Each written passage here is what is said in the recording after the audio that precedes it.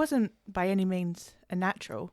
I was not one of those wow hounds born jaw-dropped. I was tough in the husk, went years untouched by rain, took shelter seriously, even, and often especially, in good weather, my tears like teenagers hiding under the hoods of my eyes, so committed they were to never falling for the joke of astonishment. When I was told there were 7 wonders of the world, I trusted the math, believed I'd seen none of them. Of course, beauty hunted me. It hunts everyone. But I outran it, hid in worry, regret, the promise of an afterlife or a week's end.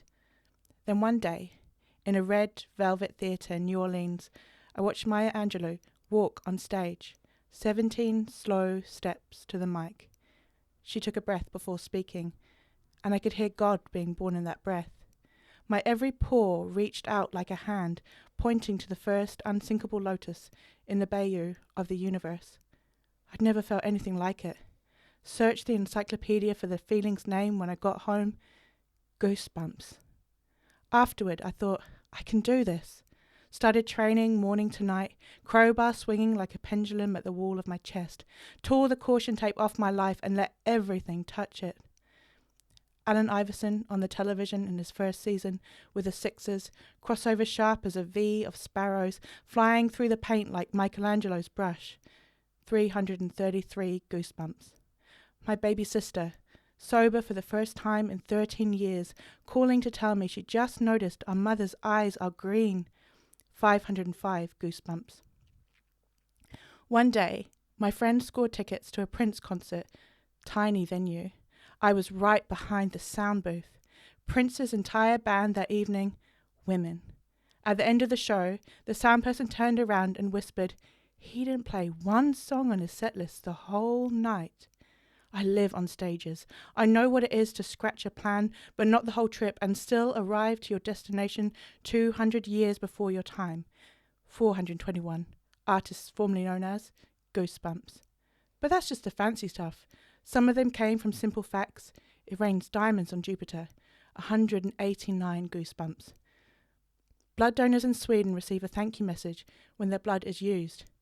301 Nordic goosebumps. One night in Ann Arbor, my friend, still undiagnosed, could not uncurl her fingers to strum her guitar, so she sang the chords instead. It was the first time in my life I'd seen pain become an instrument. 10 dozen goosebumps. For each and every note plucked, from the string section of her refusal to silence her dream, after that, nothing in the world was grey. Even the movie of my past was released in colour. The oldest man in my hometown could not get to the door to listen to our carols, so he went inside and sang at his bedside instead. 24 boots on the front step catching snowflakes with their tongue. 776 goosebumps. At one point, everything started doing it. A sincere apology, 221 goosebumps. An enemy's love poem, 222 goosebumps. The moon rising over the continental divide. My girlfriend and I thought it was a car driving off a cliff, and suddenly nothing in the world was dying. You ever felt that? A split second when nothing in the world is dying? 888 goosebumps. And the next day, I sharpened a tiny axe so I could split the seconds myself. Too much lives in a moment to not feed it to the fire in the heart, slow. A Missoula treehouse filled with candlelight, 143 goosebumps. The octopus documentary, 54 goosebumps, multiplied by 8. The biggest dog in the shelter hiding behind a teacup chihuahua, and the woman who came to adopt a cat, taking all 3 of them home, 1,012 goosebumps. There is no escaping the magic now. Beauty caught me and never let me go. And the thing about the world record is, if someone breaks it after me, and they will break it after me, I will love that so much that without even trying, I'll break it again. That was Acceptance Speech After Setting the World Record in Goosebumps by Andrea Gibson, read by our guest today, Katie Rickson, who is a poet, writer, editor and founder of Compassion Poetry. Welcome. So good to have you here. Thank you, Sarah, so much. So good to be here. Tell us about why you chose that poem.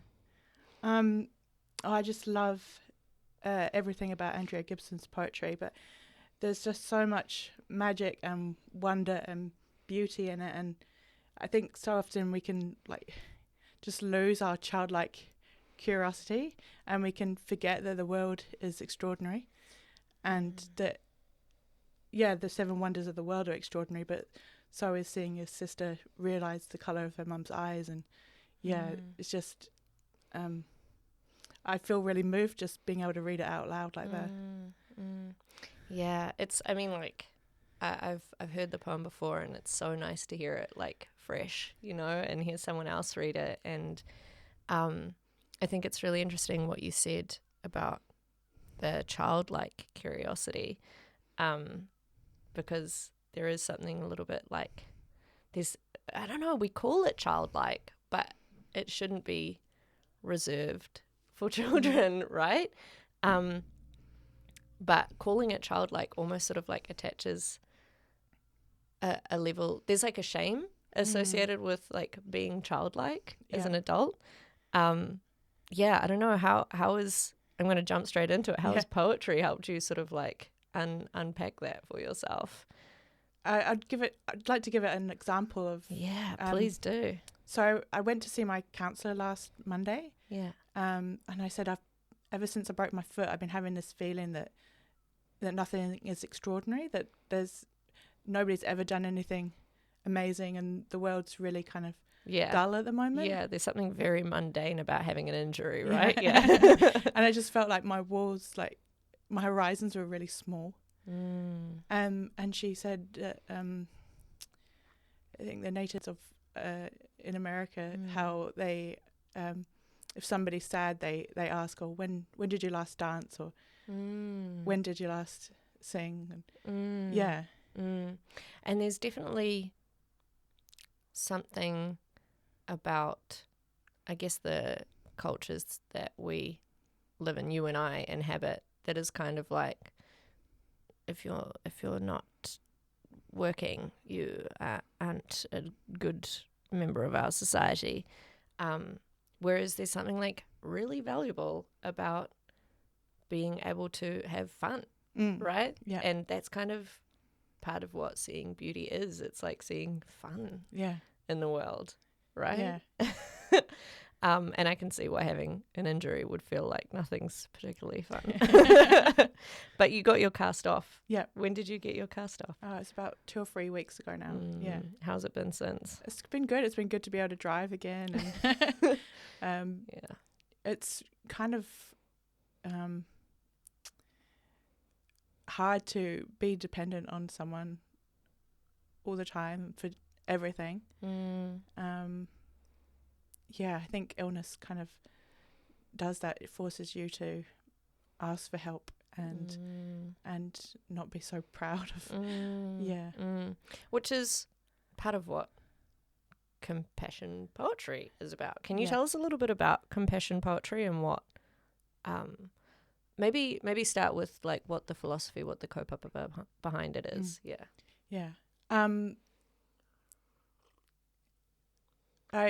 I read a quote. You may have heard it. Poetry happens when nothing else can. And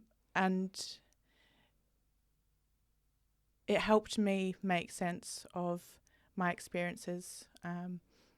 I was diagnosed with bipolar after the birth of my daughter, and it just felt like I had this whole new identity that I had to try on and make sense and kind of integrate into my world. And you'll get given a prognosis from the doctor and what you're now capable of doing, and your whole world starts to revolve around tests and getting the medication right.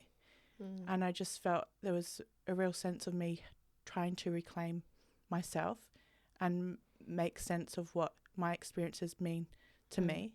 And there are common experiences that people with bipolar go through, but what does it specifically mean to me in my world, and how can I make something beautiful out of it? There was a mantra that I had in my head when I was going through psychosis, when I was unable to sleep.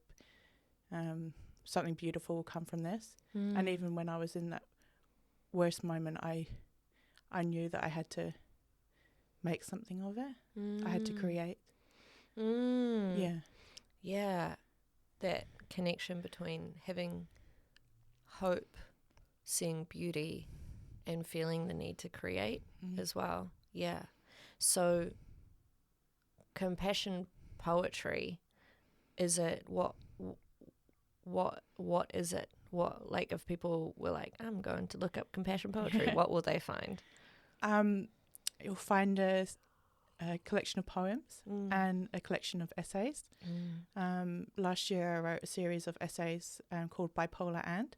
So I looked at different parts of my experience, bipolar and matrescence, so what it meant to become a mum, bipolar and spirituality, bipolar and work, and there was another one, but it escapes me now.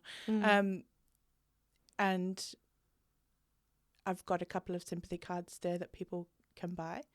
I started it as a passion project. I wanted a platform to share my work, and I also wanted it to be a beautiful space. So I got a beautiful designer to create the website for me. I wanted it to look and sound and feel beautiful, because that beauty is really kind of important to me. And I wanted it to be a space where people felt safe and felt seen and heard, because I couldn't find so much writing about bipolar. You tend to, I kind of had the sense that it was like a celebrities kind of disease. Like you see a lot of artists and musicians and celebrities, singers that have been diagnosed with bipolar. But I didn't see so many everyday kind of experiences of bipolar. And now that I feel more part of that kind of service user community, I have seen other stories and I have reached out to find other things. But yeah. It's really interesting that you say you felt like it was a celebrity's, should we call it a celebrity's illness? Because much like celebrities, that's like a very superficial understanding of it. And I think quite often when we're like, oh, that celebrity has bipolar, it's like, what does that actually mean? It doesn't actually give much information. And like with a lot of mental health topics, so much about the information that we get and also the care that we get is like so very like medicalized, and it doesn't often match the experience of one living with it, and two, I don't want to use the word recovery necessarily, but like getting to a place where you feel safe and good and able to, you know, be your best self again. Yeah. And that was another reason why I created compassion poetry, to kind of widen the scope of it, that it's not just a medical model or a medical lens that you have to see it through.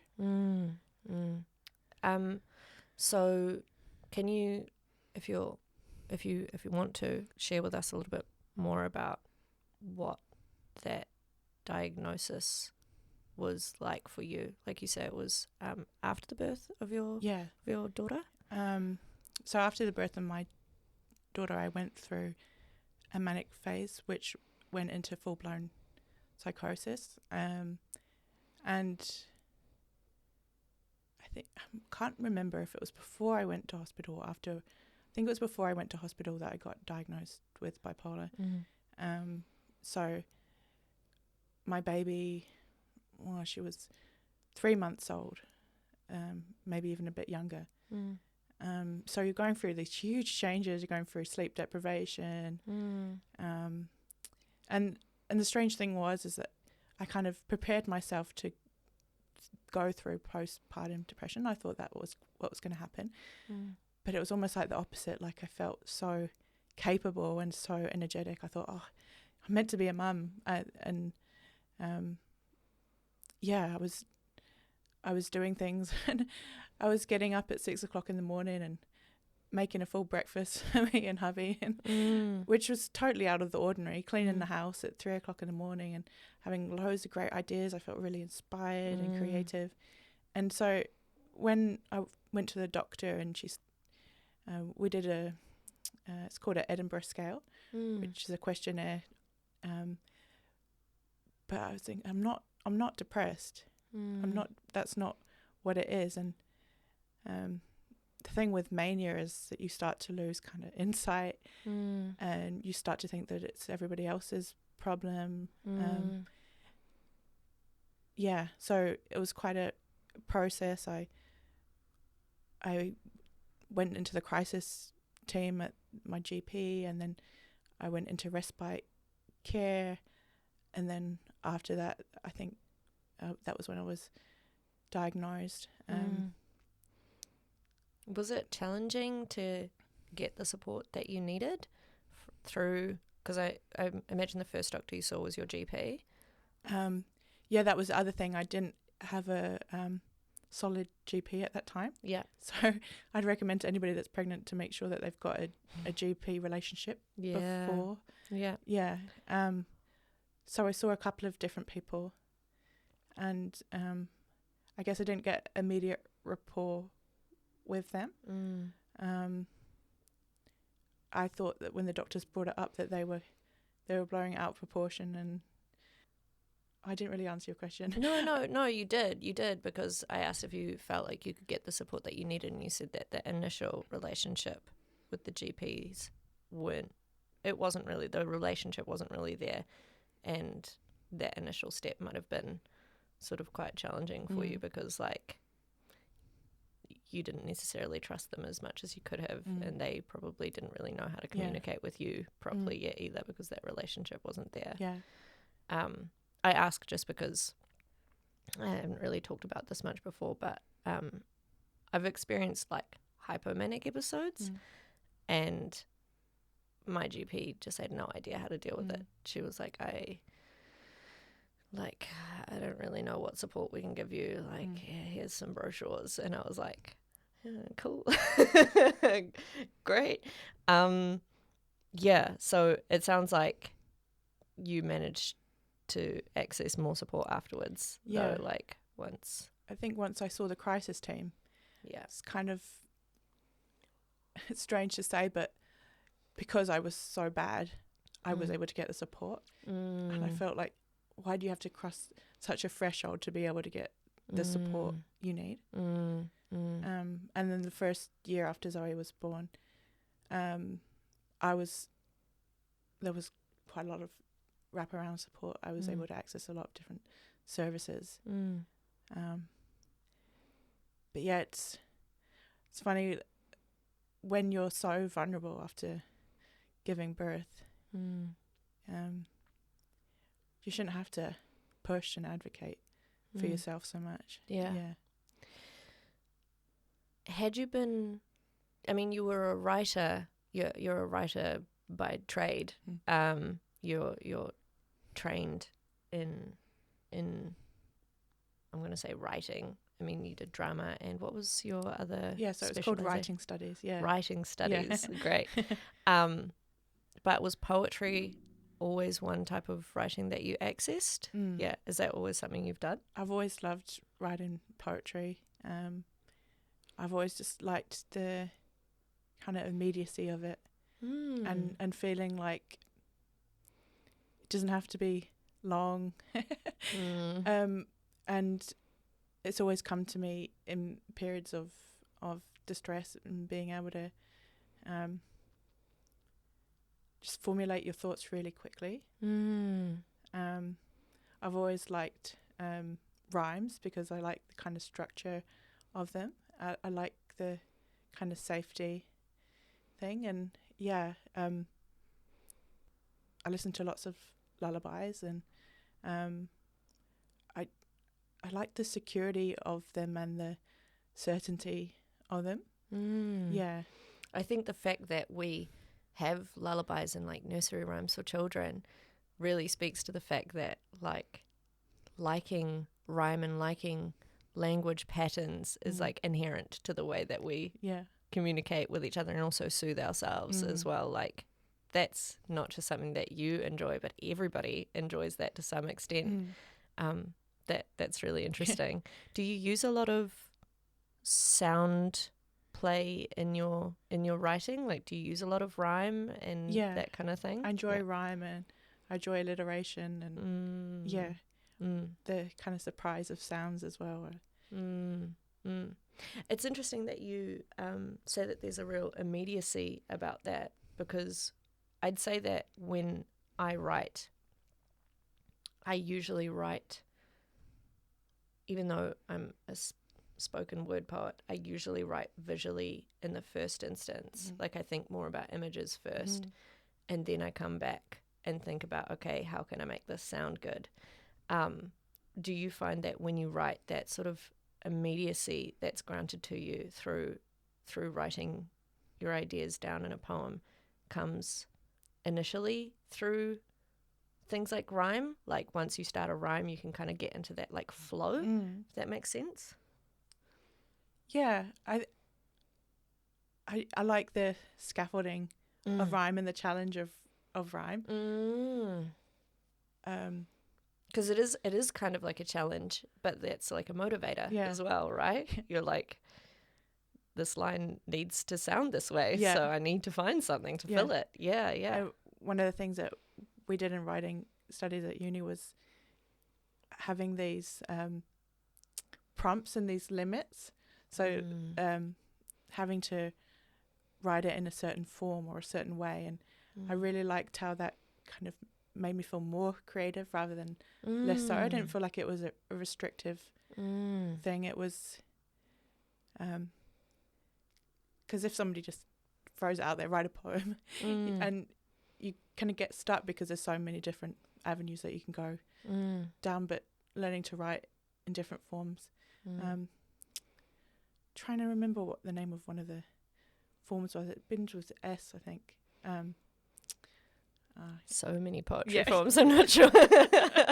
Also, like, poetry form, even though I'm an English teacher, poetry form is, like, not my forte. I feel like quite often when I write, I'm just like, I just go for it.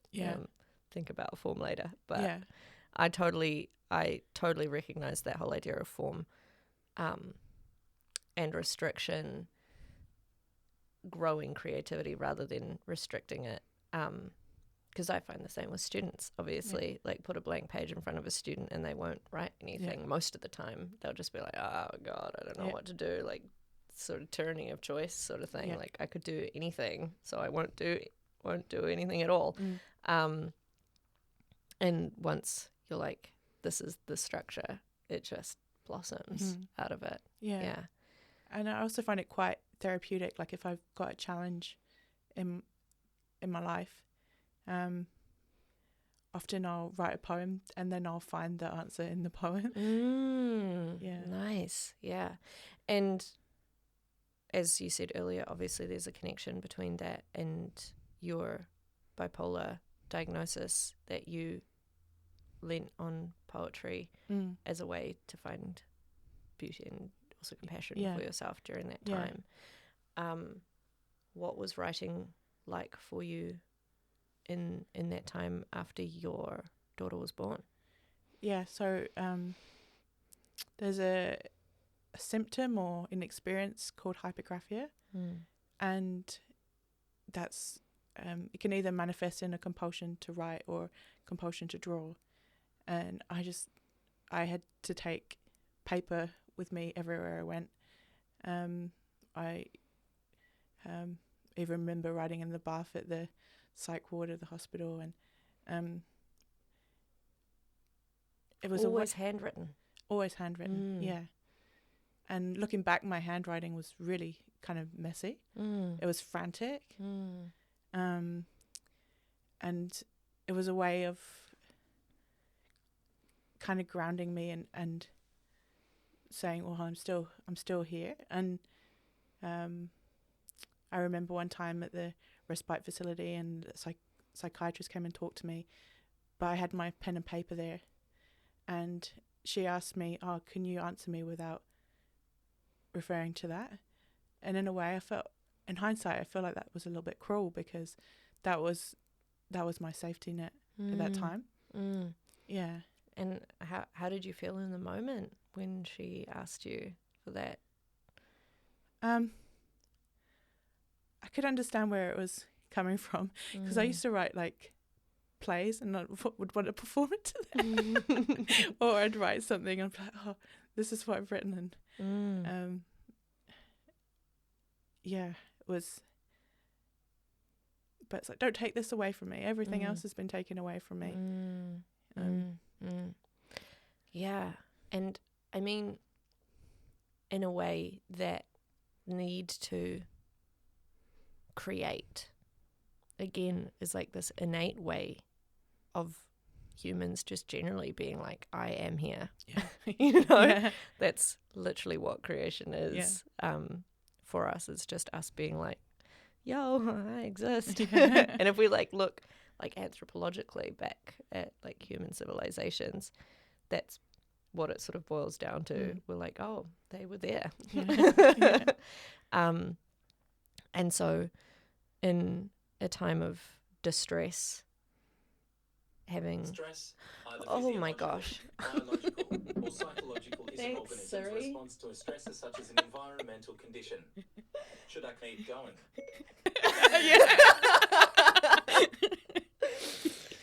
Thank you, Apple. My gosh. Oh, that really shocked me. Whenever he says something, I'm Really just jumped. like, oh, yeah, it just scares the living bejesus out of me. Came out so loud as well. Yeah, well, you know, men tend to do that. In a time of distress, leaning back to that innate human need to remind the world, remind yourself, like, I am here, seems like it doesn't, like, it makes complete sense to me, you know? Yeah. So I feel like I feel like for me as an English teacher, that sort of, I guess, validates what I think, that providing people with the tools to be able to express themselves creatively in the classroom is, like, in a way, helping them survive, you know? Yeah. I was going to ask a question about, what your creative practice is like now as well. Because, I mean, like, you're not sitting here with a pen and paper. So. I don't know if I have a creative practice. I tend to write when I'm feeling something really strongly. I love that. Yeah. That's what I'm like as well. And, like, shout out Dominic Hoey. Yes. Like, I really appreciate him as a poet. And he's always like, you need to write every day, 30 minutes every day. And I really tried. But what feels right for me is to write when something comes to me. Yeah. So what's that experience like for you when you're like, I need to write now? It's just that compulsion. Like, I write quite a lot on my phone now. Notes app for me. Yeah. I'm a notes app poet. Like, if I take my phone in the bath, write in the bath, or I think I wrote my latest poem like straight after seeing my counsellor. I just got it out on my phone, and it comes quite quickly. I tend to not edit my poems too much. I like the kind of immediate. They teach the same thing at uni, right? Like, write every day. And it's a great discipline, but I don't know. I wouldn't call myself like a disciplined poet. It's funny because you clearly have a lot of discipline in other aspects of your life, because you are self-employed. You're a freelance editor, right? And you run your days the way that you want to, which requires a huge amount of discipline. I could probably talk to my process through that, if that helps. Like, I tend to spend takes me a while to wake up. So I found that my kind of golden time is between 9:30 and 1:30. And I like to do a lot of journaling before that. And so, I find I need to put music on that's just instrumental. And set a timer and just write and try not to edit as I write. Get it all out and then go back and edit it and tweak it. And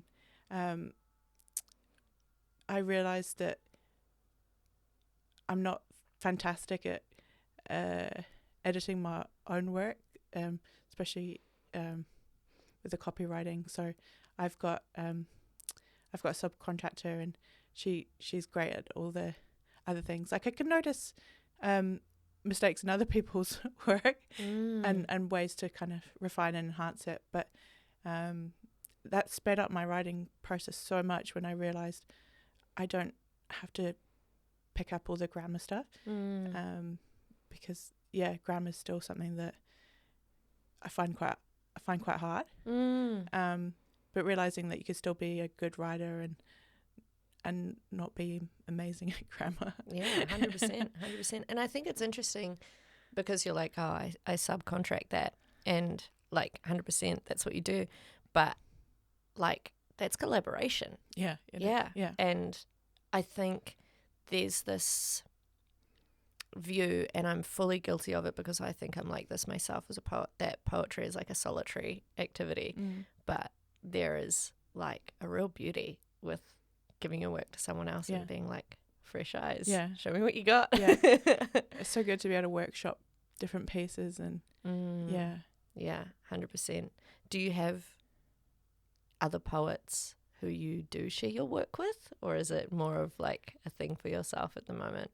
No, I don't, but that's a good idea. Yeah. I mean, that's the thing, like I know it's a good idea, and I know that I should share my poetry with more people, but yeah, I just don't. Usually my poetry is not shared until it either goes online or I read it in front of people.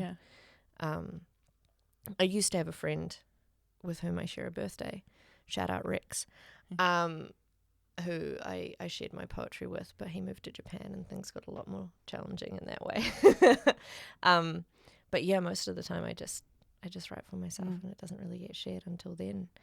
How does it feel for you to share your poetry publicly, either online or, I mean, have you ever read your poetry in a live space before? No, I don't think so. No. Yeah. So how does it feel like putting it online? Because you started Compassion Poetry as a space to share your work online. Yeah. How does that feel? Yeah. I think what you said before about writing for yourself, and that's what I used to do. It was writing for me. And it wasn't to be critiqued as a piece of art, or it was a way of making sense of things. So a therapeutic tool. Yeah, definitely. So I did feel very vulnerable initially about putting them up online. But I go back to, well, that's what I needed to hear at that time, to find other people who had similar experiences. So if my poetry can reach this one person that's going through it, then it almost kind of like becomes an act of service to other people, to like provide a kind of support in a way.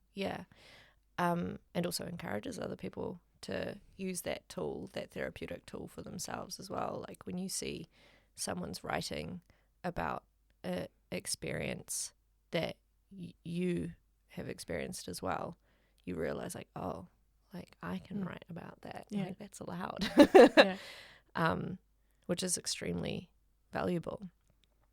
I find it interesting, that sort of push and pull between writing for yourself and writing in a way in like service of others. I think quite often, especially with social media, for me, I can kind of lose sight of the fact that there's value in my work outside of just entertainment, because like I don't necessarily have as much of a clear kaupapa in my writing. Like with compassion poetry, like there's quite a clear philosophy and like what people can get from that. And when I'm putting my work out there, I'm kind of just like, what are people getting from this? But just the idea that other people can feel comforted by the fact that I'm sharing an experience is definitely something in itself. Yeah. And I don't want the kaupapa of compassion poetry to restrict me in that sense as well. Like I've often thought about, okay, so once I feel like I've got my bipolar under control, what do I have to offer? Like, do I have to be in the middle of the storm for my story to matter, or can I live a stable life and still write? Such an important question. That sort of like, do you that old like, do you have to be suffering to make good art kind of thing, which I like firmly do not believe. But it definitely changes both why you're writing and how you're writing, right? I was actually going to ask about, this is a bit of a topic jump, but I was going to ask about the way that your faith, because you're Christian, the way that your faith interacts with both your work, your poetry, and also your experience with bipolar as well. Because I feel like those three things are like potentially a little bit of a triangle for you. I just realised that I missed when you asked me about if I performed any of my poetry. Yes. I've performed at church. Oh, yeah. Wow. Can I ask what church you attend? So at the time it was Northcote Baptist. But I've performed one at River Valley, which is my current church. Okay. In Padakai. Yeah, nice. So yeah, it's an interesting kind of place to be in. Like, I feel like church has asked me to write a couple of poems. So I wrote a poem about unity and another about self-worth, and it's quite interesting to write based on a topic that they give me. And I do feel like I, rightly or wrongly, I censor some of the things that I want to say as well. But at the same time, I have such a strong conviction to write about my experiences, and I believe that comes from my faith and my spirituality. I believe that it's part of my contribution, and to be able to talk about mental illness at church, I think, is really important. Because I think there's still a belief that if you're Christian, you shouldn't really be feeling depression or anxiety, or definitely not bipolar, and you should be able to pray it away. But it was my bipolar had very when I've had like episodes, they've had really strong spiritual elements to them. One time when I was really depressed, I thought like I was taken over by the devil, and then another time after the birth of my daughter, I felt like I was really close to God, and he was calling me to change the world. And both of them are quite uncomfortable positions to be in. And I wrote about how now that it's kind of, it was like a sandpaper kind of rubbing away at my spirituality, because I got knocked about so much, and there was also a time when I felt like God had just abandoned me. Like, why was he putting me through that? But at the same time, it was my church community that really helped pull me through, and they saw it as a unwellness. They didn't see it as like a spiritual attack. But and I think that's really important to make that distinction, because when I wrote that essay about spirituality, I did some research about how some churches are trying to do exorcisms on children and stuff, and how dangerous and harmful that is. So it's at the time it felt very spiritual, but it's important that the people around you see it as a unwellness. But at the same time, again, not looking at it completely from a medical lens, and hearing this, that it is a spiritual experience for some people. Yeah, I guess there's like, regardless of if someone is religious or not, or has like a defined faith, there's always a connection between mental wellness and spiritual wellness as well. Like those two things, however spiritual wellness is defined for someone, those two things interplay. And so if you are feeling mentally unwell, your spiritual wellness is going to be affected in some way, and having a bolstered spiritual wellness through, for example, with your church community, it's going to support your mental wellness as well. I think the interplay between those things are really interesting, because I think for me also poetry is, because I don't have a defined faith, because I'm not religious, there's an element of like spirituality for me with my poetry, because I feel like you said, like it gives some sort of purpose. It is some kind of like giving back. It's interacting with the universe kind of thing, you know. It connects me, and I feel like it's something that supports me as well, like spiritually and then mentally as well. Yeah. I think poetry has also sort of opened my, I guess, exploration of what spirituality means. I think for a long time, like being a queer woman from a Christian background, through most of my 20s, I was just like, I'm not spiritual, because like I'd rejected the church so hectically, and it wasn't until I started exploring things creatively that I was like, oh,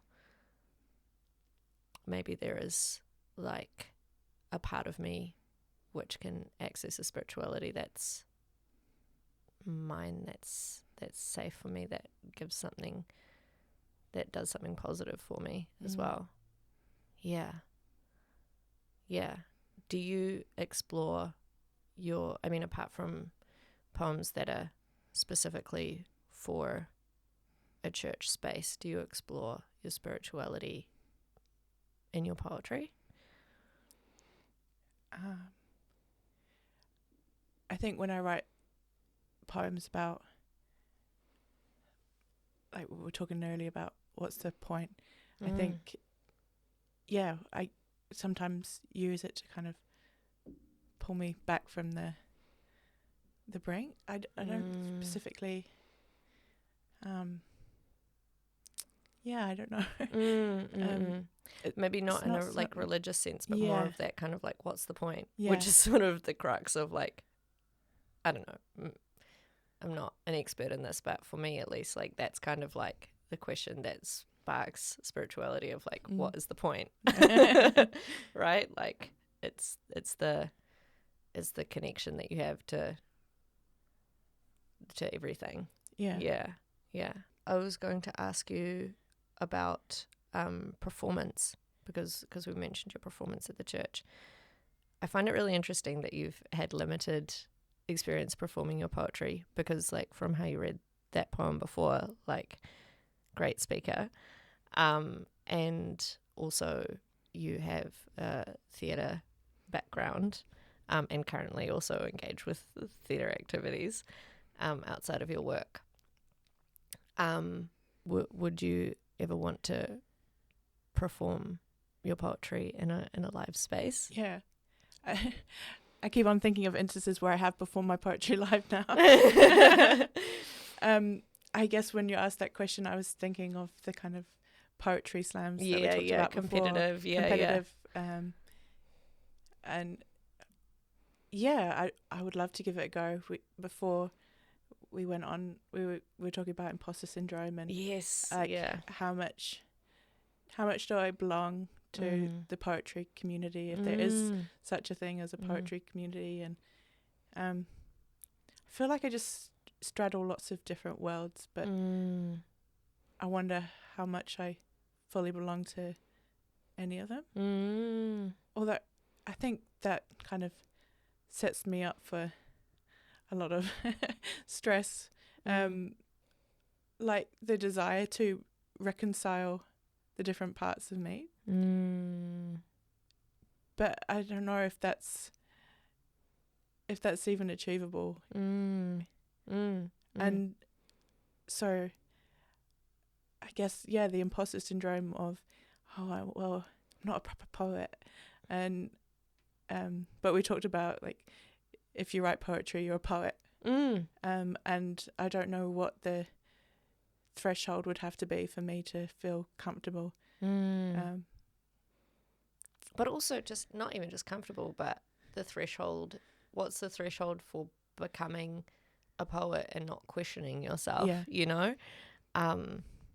because like I struggle to call myself a poet. I know people who are literally like touring shows with poetry around the country and are still like, oh, do I call myself a poet? It's and you know, most of them are not men, the ones that do that, and it's such a ridiculous thing, in a way, because like it's so restrictive. The moment, and I've said this in other spaces before, but the moment when I started calling myself a poet was when someone else, a man, called me a poet in front of other people. They were like, "This is Sarah, she's a poet," and I was like, "Oh yeah, I guess I am." So like, do you grapple with imposter syndrome and other? Because I definitely grapple with like, I'm a full-time paid teacher, and every day there's a moment where I'm like, just wait till they find out. Do you grapple with it with other aspects of your life? Oh, definitely. I think social media has got a lot to answer for. Oh my God, and yes.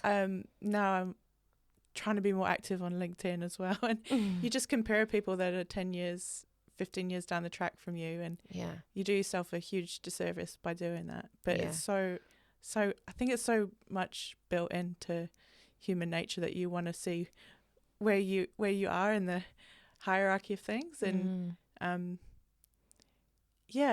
like, I put on my LinkedIn that I'm a lived experience expert, and that word expert is really strange, but I've been living with bipolar for most of my adult life, even though I've only diagnosed 6 years ago. So I am an expert because it's been my life. And as a copywriter, there's always something more that you can do. You can always be more present and active online, and the kind of writing gigs and contracts that you get. And but I'm trying to be very mindful of, before moving on to my next thing, acknowledging my wins. Like, that's something that I've built into my daily practice as much as possible. And I call it wins and beauties, and I just list wins and beauties. Great, that's the one. And just I don't know, sometimes I struggle with being present, and being able to look at your wins and beauties and ground yourself back in that day. And this is saying that we tend to overestimate what we can achieve in a day and underestimate what we can achieve in a year. And if you try not to chunk your times out in days, but look back on the month or the quarter of what you've kind of achieved. Not saying that you have to achieve stuff to kind of, but yeah, I think especially being self-employed and seeing that there's loads of other freelance copywriters out there. How do I measure up? But then it goes back to that collaboration thing as well. Like, I'm a collaborative person. I'm not a competitive person. I like to connect with other people and like to learn from people that are further on down the track from me. So yeah, I think the imposter syndrome's kind of always going to be there, but I don't have to listen to it heaps. And I did feel nervous this morning, and I messaged some friends, and they reminded me that, you know, when you feel nervous, it's because you care. And when I did perform, I would kind of channel those nerves into that, which into is that excitement. And yeah, 100%. That sort of connection between nervousness and excitement. Oh man, I really struggle with that because I'd say I'm quite an anxious person, and I feel quite a lot of nerves, especially around things that I care about. Like, I was nervous this morning as well. I was like, I barely know this Katie person. I hope that she thinks that I'm like kind. But like, that's the thing. Like, was I nervous or was I just excited because I care about this, you know? And being able to let go of that feeling of like, no, you're not good enough to do this thing that you care about, and actually be like, I clearly care about it, so it matters. Is incredibly powerful. Yeah. And as we're talking about this, it's making me think about emotional intelligence. And that's one thing that I want to kind of impart to my daughter, is that emotional intelligence. Like, I think growing up, especially growing up in England, you probably got quite a narrow view of what emotions are, and certain ones are bad and you don't express them. And we got her a book written by the same Araha's Way. It's called How You Feel, and it's an encyclopedia of different emotions. It's got maybe over 60 different emotions, and being able to name it and see how it shows up in your body. And I think that's a really important thing to do, and to be able to express, and to be able to express that through poetry. And yeah, because it's not an uncommon experience as a new mum to feel rage, but you don't know how to deal with that. So being able to use poetry and other forms of art to express that, and channel that in a different way. Oh my God, yes, 100%. Like, so much of everything you just said, like, I was thinking about what you were saying about people not having the emotional intelligence or the literacy to talk about their emotions.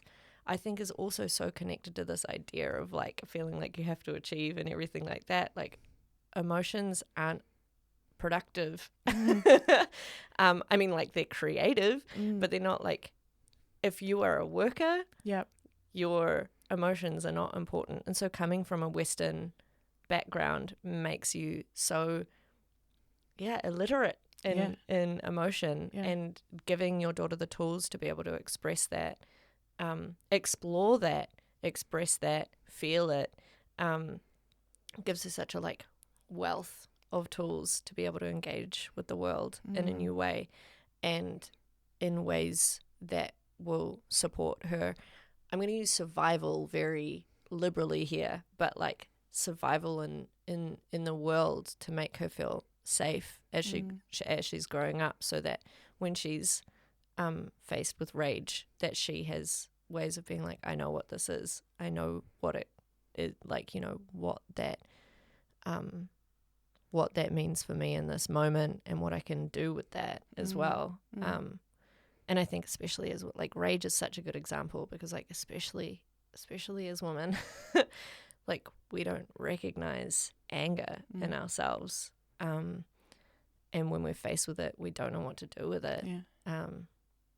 And so and that can become a really dangerous space for us, you know. So that's so cool. That's so cool that you're prioritizing that for your daughter. Because I think often we don't recognize survival, the need for emotional intelligence for our survival, essentially. Yeah. Yeah. And it's interesting that you mentioned work and productivity, and I worked in a corporate environment, and I was going through really bad depression and anxiety at the time, and I went to the bathroom and I came back and there was a note on my desk saying, you've got to be careful not to show your emotions at work. And that sent me into even a further tailspin. I was like, what am I meant to do? Exactly. Yeah. I think it's other people's discomfort about being around those emotions too, right? Yeah. Other people's discomfort, and also just like in a very abstract way, like the system's discomfort with it. The fact that like this system is built on humans, and that means emotions. Like, we aren't machines. And if you're going to hire humans, you're going to have to deal with rage and depression and anxiety and all of that stuff, because that's what we are. So I'm hoping that with the way that you're guiding your daughter and developing her emotional intelligence, and from what I see with young people, just young people having more awareness of emotions and the way that emotional well-being contributes to better social cohesion, that's going to like make a future that is more compassionate. And I think that's another part of my kaupapa is having names for experiences, having words. Like after I'd got my head around, I was diagnosed with bipolar, I was like, okay, now I can look back at all the things I saw as mistakes, all of the things I beat myself up for. I tell you, that was actually part of me being unwell. And you're same with emotions, being able to name them and say, oh, okay, I recognize you, you're such and such. And I felt the same way when I found out the word matrescence. And I'd not heard that before today. So it's like adolescence. It's a process of, it's the changes you go through after you've given birth, and like the hormonal and the identity shifts, and that it's actually a thing. Like, you're not supposed to bounce back. You're irrevocably changed. And I think words and diagnoses can actually be really helpful. But I also understand the tension of labeling, and it's quite a weird, it's kind of, sort of comes back to that whole idea of like restriction and freedom, where it's like labels can have the potential to restrict it to the point of like not fully encapsulating experience, but at the same time it can create a freedom in knowing that there are bounds around it as well. Like, when you put a label on something, it's like it is this thing and not this other thing. It creates like boundaries around it, which can give you freedom to be like, oh, I can experience this and it's not this other thing as well. And I don't have to feel like I have to be this other thing. Like, can you tell me the word again? matrescence. Matrescence. Yeah. With matrescence, like giving it that label of being like, this is the experience of change that I'm going through. You can give yourself the freedom to be like, I don't have to be I don't have to be a worker right now, because I am experiencing this thing, and so it gives you that boundary to not have to be something else, which is a type of freedom in itself. And I find that the same with all sorts of labels. I mean, like even just mental health labels, it can be like, I'm experiencing this thing, and I can put that label around my experiences so that I can like deal with those as they are. I guess the danger of it is that you accept somebody else's definition of that label, right? That's where the restriction comes in. This is what and this is what your life's going to be like now that you've been diagnosed with this Yeah. thing, Yeah. rather yeah. than actually interrogating that label for yourself. And Yeah. yeah. Which is part of using words to express yourself. Mm. It's taking ownership of words and being Mm. like, what does that mean for me? Mm. Yeah. Yeah. Which is what we do as poets. Okay. I am curious if you'd like to read a poem of yours for us today. Yes, please. It's called Expecting. Yeah. And it's about my experience of being in a psych ward after I was sectioned. Yeah. I walk in, expecting white walls, white coats, sterile needles and seclusion, but my time's pale yellow, light green.